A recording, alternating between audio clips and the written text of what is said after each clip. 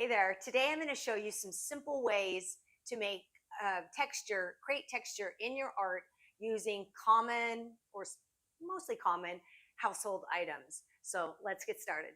Okay, for this demonstration, I'm going to show you how to make different marks and textures using household items.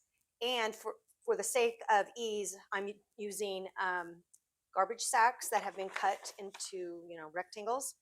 And I'm also just I'm not using paint, I'm using ink because it's a little more fluid and it will go on a little bit easier on some of these different things that we're demonstrating. So, I think I like the look of black on craft paper.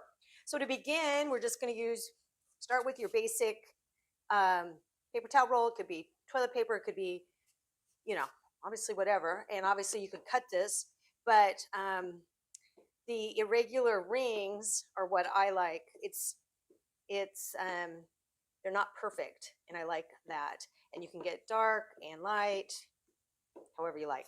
Okay, so next up, is your basic cardboard, but it's the peeled away part of your cardboard. So if you took the outside, then you're left with this kind of ridged area. And I think I'm going to use this one. This is a little more sturdy. And I'm going to just paint on here the ink and press down like it's a stamp. So you can go back and forth, you can do whatever. You can see a little goes a long way. So anyway, that is another way to get, and obviously you could use massive pieces, big pieces, whatever you have. So this is another, and then throw it away once it gets kind of old and worn out from all the paint you're using. Okay, so next up is bubble wrap. I just have the smaller size bubble wrap, but obviously there's also the bigger bubble wrap. And so you could have a variety of circles based on the size of your bubble wrap. And this one, because the ink is really runny and fluid, that kind of runs together. So you could use a thicker paint and that wouldn't happen, and just put a light coat on. But once again, you can use that until it gets too much, and then just toss it. So, which is what you were going to do anyway, probably, unless you're going to package something up. Okay, so next up is my garbage sack. Maybe I'll use this one. That one's not staying flat. There we go. Is just a basic kitchen sponge. So this feels a little, I don't know, if I'm not sure how this one's going to go, because it doesn't feel like it's very giving. So we'll see. Oh, not bad. Oh yeah, it's better as the ink is wearing off of it, actually, because this has too much, but you get kind of more of a subtle feel down there. I have another sponge, which must be some kind of natural sponge. I have no idea where I got it. But let's see what marks it brings. That kind of reminds me of, if you did a pattern, it kind of reminds me of wallpaper. It's pretty funny. If you could do a wallpaper background or something, but if you were doing a portrait. Okay, so next up, actually I wanted to use another packing material, which is these packing peanuts. Not sure where my other one went, but the thing about these is that you get a solid circle. Unlike most of the other, like the lids and all those, they give you, the exterior of the circle, not like a solid circle. And so these are kind of fun, although, obviously they just come in this tiny size, and they do compress pretty easily. So you might go through, you might only be able to use one a couple times, and then you'll have to toss it and get another one. So, okay, so there's another sheet. Let's move on to the next thing. Let's find one of these that lays flat. We're going to start with a fork, and I'm going to try for some swirly motions. I think this ink might be a little thin for the fork to really work, but you could, obviously with thicker paint, you could get a better result probably. But you can kind of see how cool that is even there. So, and obviously any kind of plastic utensils like this could be used, knives, spoons, whatever, the ends, the other, both sides, whatever you happen to have, because they, you can toss them out once they get too full. Okay, so next up, I'm going to use these old kind of gift card, credit card kind of things. I think this one came in the mail. It was a fake. So I'll set that one aside. And I like these for the the the lines that they give that you can, you can vary, you can go anyway. It is a nice sideways whatever, and you can actually smear it or whatever, but it gives a nice thin straight line if you're looking for something. Sometimes you want thick and thin and different, and yeah, it just is a nice alternative to that. Okay, next up is your eraser that you probably have at home and you probably have never used because either your pencil has an eraser or you just don't even use a pencil. So I'm going to start with the thicker side, and just as you can see, it gives a nice thick line, but as the ink wears off, the line, is you don't it's more faint, obviously, as the line goes down. You can also next up is the this drywall tape. I actually went out in our garage and just started hunting around, and I actually had some of this in my stash because I keep a drawer of a bunch of miscellaneous things. But my husband had a whole roll of it, so I don't know that he's ever drywalled, but he somehow has drywall tape. Anyway, we have all kinds of weird stuff out there. I probably could have found an abundance of things I could use in this situation. So for now, though, I just want to give you an idea to go look around at things, because this has these tiny squares. Now, I can't use it as a stencil because my ink is too thin, but you could with thicker paint. So for this sake of demonstration, I'm just going to paint some on here and use it as more of a stamp and get that effect. Let's see if I can. Well, that's not really working, is it?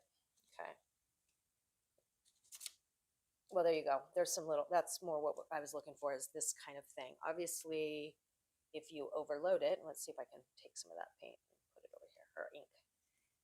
If you overload it, it's not going to work. But I think with regular paint, it would work better. But anyway, you can see the cool effects, and even that isn't bad. It just gives you a random mark that you can't duplicate by using a paintbrush. Okay, so next up we have an assortment of lids, every size lid. I think I've saved a lid from everything. In fact, when I was going through this, I had to get rid of a bunch because I had so many that were the same size. But for the sake of this demonstration, I think we're just going to use this smaller size, so you can get the gist of it. So I generally just paint around the edge, although you could dip it like, this, and you get the cool. Yeah, so whatever size you're looking for, you can find. Now you can put paint on here, or sometimes if you have a nice thick coat of paint, you can go in and make the circles, it'll make the indentation. It'll make, it'll indent the paint if it's nice and thick, and then that will leave a subtle ring versus this is a bolder ring. And then we got the little one. So it's fun to have different sizes, and, I just got to thinking, you could probably use cookie cutters, something like this is kind of like along the cookie cutter.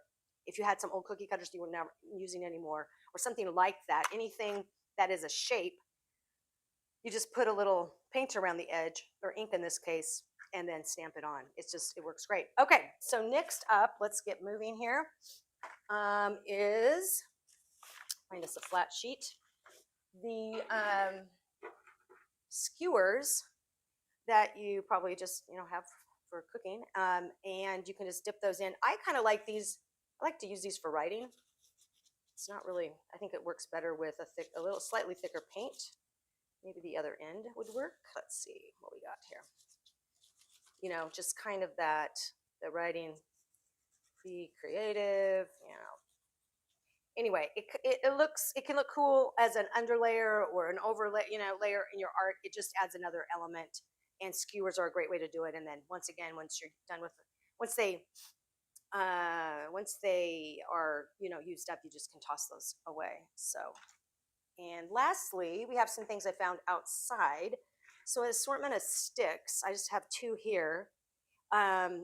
So just go outside and look around and see what you can find outside. So I'm going to use a smaller stick for this example.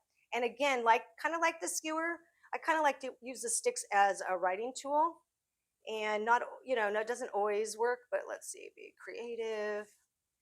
And obviously you can just use it to make, random marks, dots, whatever. But I like the wonkiness of the writing, and I feel like these tools can lend themselves to that. You probably could also, there's probably a lot of things you could do with them. So be creative, come up with all kinds of alternatives that are in the area where you live. So last up, I'm going to show you these camellias. They're not blooming yet here are my Seattle yard, but I had picked them and put them in a vase just because I thought the buds were pretty. You can kind of see I've used them already, but then they dried out, and they're dry now completely. They're really hard. And I have used different plants like this in the past for writing materials or texturizing kind of mark making. And I wanted to see how these performed, and they did great. So I think it's fun to use, and they're big. Once again, it makes something unexpected like this large writing, and it's very very fun to use. Fun to use. So that's just the one single bud. And the larger bud, I'll get one more piece of paper here. Unexpectedly, I thought I would be using it more like this as a, pouncing, oh, I'm just making these marks. But let me get some ink on here. Actually, you can write with it as well. So surprisingly, surprise, oh, I didn't probably get enough on there, but you can write, and it's kind of like mirrored writing is coming underneath. So once again, this would be just a kind of a beautiful mark making tool that you could use. Rip the papers up and use them for collage, use them as a background for something. I will use my papers for all kinds of things, and I really like the kraft paper with the black. That is actually a personal favorite of mine. I'm going to grab these other ones. If I can grab them. And so here's the last ones. I'm just going to throw them out here so you can see them all. That one's still wet. So as you can see, you can make a myriad of different marks just using household items. So I suggest that you go scrounge in your junk drawers, in your garage, in your packing, and when you get a box of packing, the packing materials, and see what fun you can have making either collage papers or backgrounds or just creating texture into your art.